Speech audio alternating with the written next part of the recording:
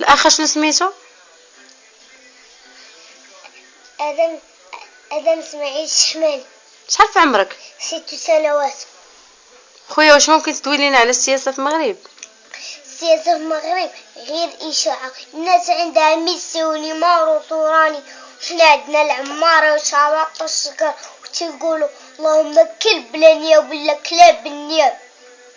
أما فقد شيء لا يعطي، هذا الشكر وشباط جزء من اللعبة، وما تفعل هذه الإصابة مخطط له حتى الاتهامات المتبادلة كلها لصالح بن كيران، فهو الرابح الأكبر في اللعبة، حيث وجدوا فيه فرصة لا تعوض لتمرير الكثير من القرارات قبل أن يرمى به لمزبلة التاريخ.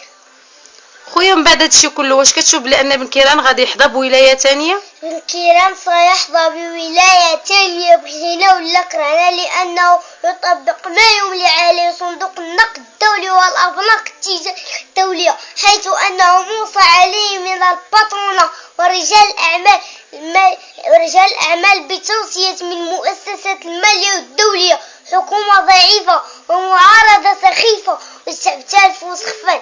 باختصار مع هذا القوم غادي نبقاو بلا وطن.